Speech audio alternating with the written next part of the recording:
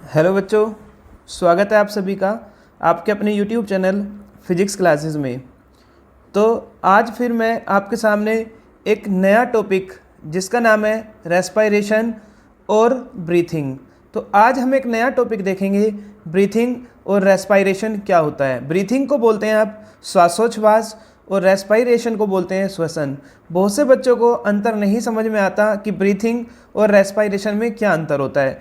बिल्कुल डिटेल में आज हम इसको पढ़ने वाले हैं। आज के बाद आप कभी नहीं भूलोगे इस टॉपिक को। तो सबसे पहले ब्रीथिंग की बात करते हैं हम। ब्रीथिंग क्या होती है, देखिए हम बात करते हैं ब्रीथिंग या श्वासोच्छ्वास। श्वासोच्छ्वास, ब्रीथिंग,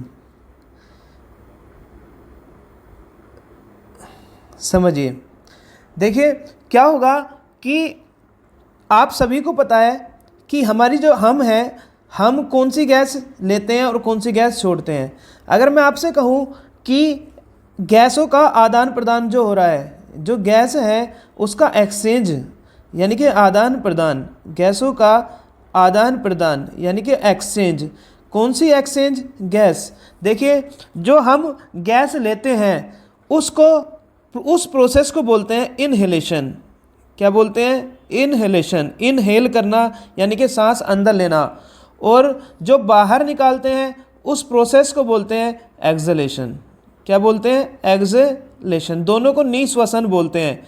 इसको भी निश्वसन और इसको हिंदी में बोलते हैं निश्वसन।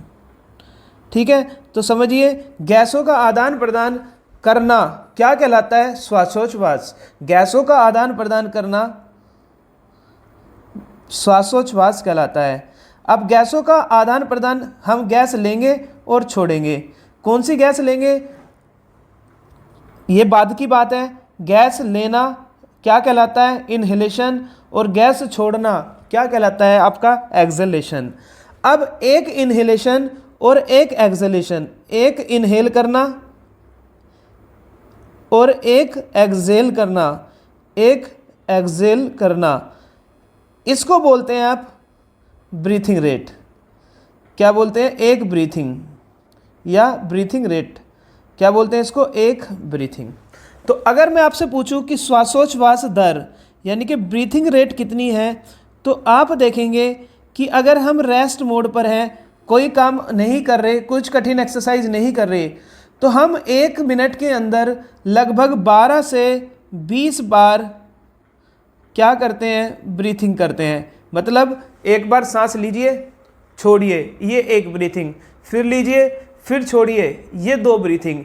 तो इस तरह से अगर हम रेस्ट मोड में है, कोई वर्क नहीं कर रहे, मान लीजिए कोई फिजिकल एक्टिविटी नहीं कर रहे, तो हम 12 से 20 बार ऐसा ब्रीथिंग करते हैं। इसलिए हम लोगों की ब्रीथिंग रेट कितनी हो जाती है? 12 से 20। अब क्वेश्चन ये है, जब हम कुछ एक्सरसाइज करते हैं, रनिंग वगैरह, तो उस टाइम पर हमारी ब्रीथिंग रेट बढ़ जाती है।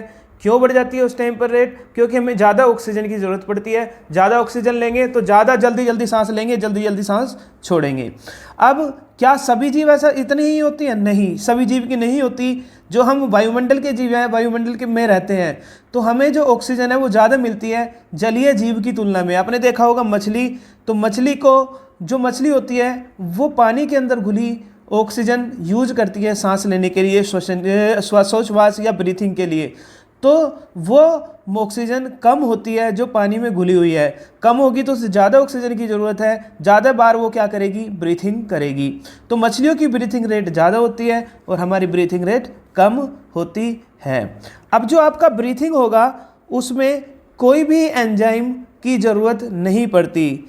ब्रीथिंग में यानी कि श्वासोच्छ्वास में, ब्रीथिंग में किसी एंजाइम की ज़रूरत नहीं पड़ती।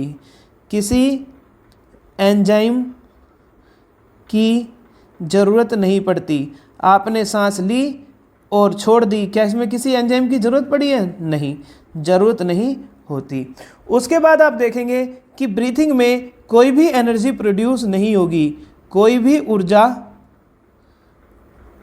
या एनर्जी उत्पादित, या लिख सकते हैं आप प्रोड्यूस, नहीं होगी। और ये जो होता है ब्रीथिंग, ये सेल के बाहर होती है। जो आपकी कोशिका है उस कोशिका के क्या होगी, बाहर। तो ब्रीथिंग किसके बाहर होगी, कोशिका के बाहर होती है। तो उम्मीद करता हूँ कि आप समझ गए होंगे कि क्या होता है हमारे पास ब्रीथिंग। सांस लेना और छोड़ना, ये कहलाता है आपके पास ब्रीथिंग। उसके बाद हम देखेंगे कि श्वसन क्या होता है। अब हम देखेंगे क्या श्वसन। देखिए श्वसन क्या होता है, ये इम्पोर्टेंट है, आपका चैप्टर भी है इसके ऊपर और पूछा भी जाता है कि श्वसन होता क्या है। अब बात करते हैं श्वसन की। देखिए क्या श्वसन, रेस्पिरेशन। श्वसन का क्या अर्थ होगा, समझिए।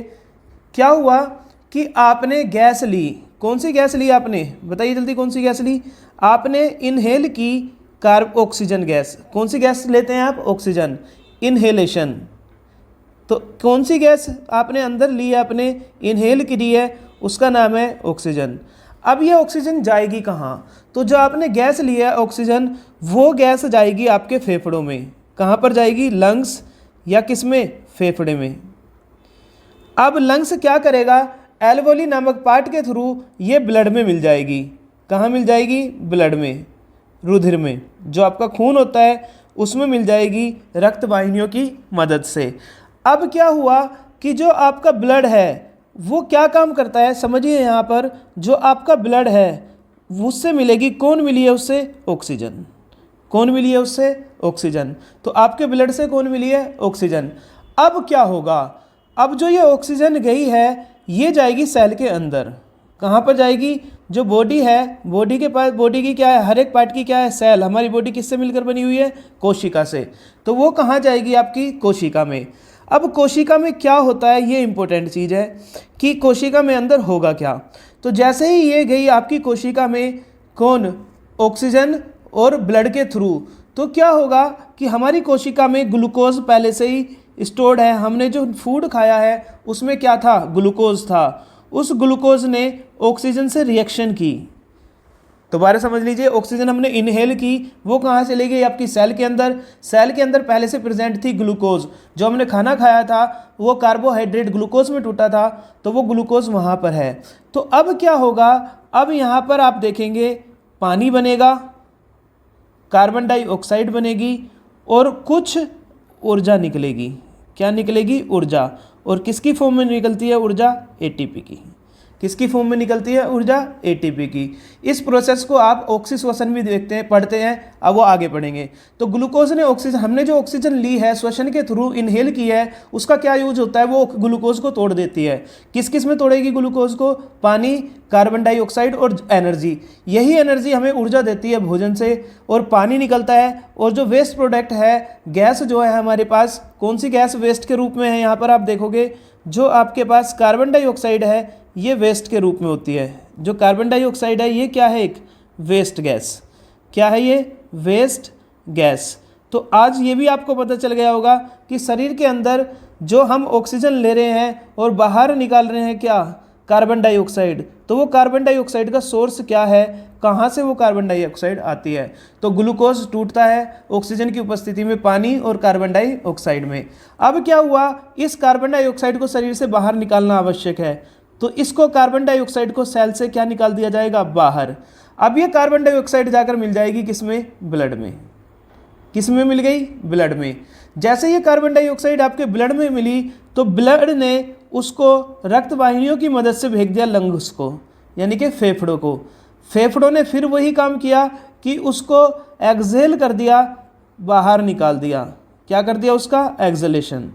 किसका एक्सहेलेशन किया है, उसने एक्सहेलेशन किया है किसका, कार्बन डाइऑक्साइड का। तो इस तरह से ये प्रोसेस पूरा होता है। हमने जो सांस लिया है, क्या क्या प्रोसेस हुआ है, ये प्रोसेस पूरा होता है। अब आप देखेंगे कि ये जो प्रक्रिया है, ये सेल के अंदर जो हुई है, ये जो रेस्पिरेशन सेल के अंदर हुआ है, इस रेस्पिरेशन को हम बोलते हैं क्या, इस रेस्पिरेशन को बोलते हैं सेलुलर रेस्पिरेशन। क्या बोलते हैं, सेलुलर रेस्पिरेशन या कोशिकीय श्वसन।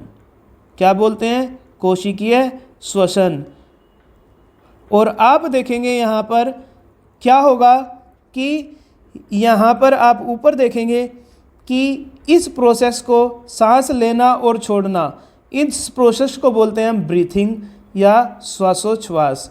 और इसका मतलब अगर हम दोनों प्रोसेस को जोड़ दें, किस किस को अगर हम जोड़ दें, किस प्रोसेस को अगर हम जोड़ दें, सेलुलर रेस्पिरेशन को, सेलुलर रेस्पिरेशन को किसके साथ, ब्रीथिंग के, तो ये आपका कहलाता है श्वसन या रेस्पिरेशन।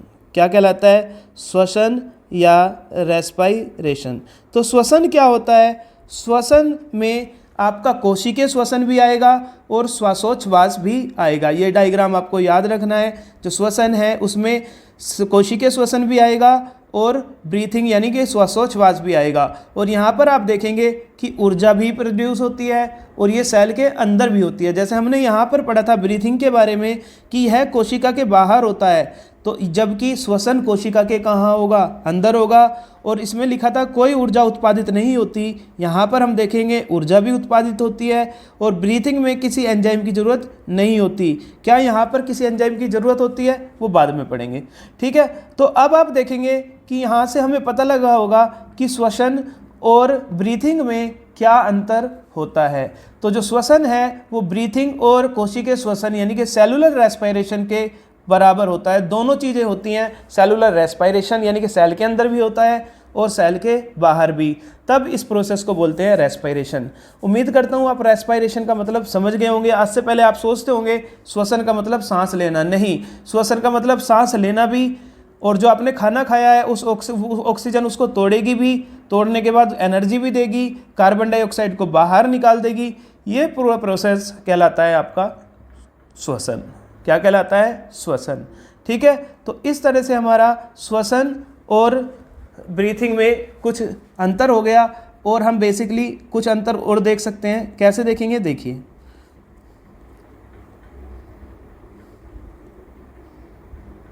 क्या क्या अंतर होते हैं। और देखिए, सबसे पहले श्वासोच्छ्वास देखते हैं, इधर वाला श्वासोच्छ्वास।